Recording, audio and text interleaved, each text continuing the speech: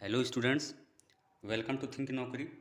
Students, आज की video में हम बात करने जा रहे हैं नाउन और उससे जुड़े हुए केस के बारे में, यानी नाउन और उसके केस के बारे में।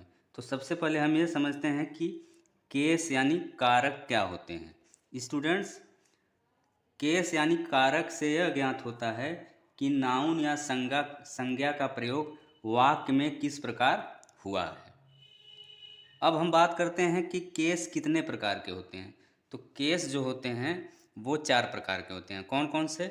पहला है नॉमिनेटिव केस, जिसको हम लोग हिंदी में कर्ता कारक कहते हैं। दूसरा है ऑब्जेक्टिव केस, इसको कर्म कारक कहते हैं। तीसरा है पॉजिटिव केस, इसको संबंध कारक कहते हैं।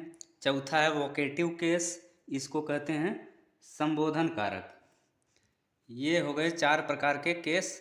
अब हम फर्स्ट टाइप के केस की बात करेंगे, जो कि है nominative case. Students, nominative case यानी कि कर्ता कारक जो होता है, क्या होता है? तो एक नाउन या प्रोनाउन जो वर्ब के सब्जेक्ट के रूप में कार्य करे, वह नॉमिनेटिव केस के अंतर्गत आता है। यहाँ पे प्रोनाउन मैंने क्यों कहा? क्योंकि नाउन के स्थान पर प्रोनाउन का भी प्रयोग होता है, तो इसीलिए प्रोनाउन भी केस के रूल का पालन करेंगे। तो ये हो गई नॉमिनेटिव केस की बात। अब हम इसके कुछ एग्जाम्पल्स देखते हैं। Students, example number 1, Mahadevi Verma ने हिंदी में अनेक कविताएं लिखी। तो Mahadevi Verma wrote many poems in Hindi. तो यहाँ पे हम देखेंगे कि महादेवी वर्मा जो है ये नाउन है, यानी प्रॉपर नाउन, और रोट यानी लिखना जो है यहाँ पे वर्ब है। तो इस वर्ब के सब्जेक्ट के रूप में यहाँ पे महादेवी वर्मा यानी कि नाउन का प्रयोग हुआ है। तो इसीलिए नाउन का यहाँ पे नॉमिनेटिव केस होगा। अब इसी तरह से हम एग्जाम्पल नंबर 2 की बात करें।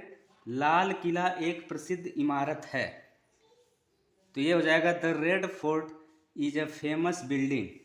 यानी यहाँ पे जो लाल किला है यानी रेड फोर्ट, ये है नाउन, और इसका भी प्रयोग इस सेंटेंस के सब्जेक्ट के रूप में हुआ है।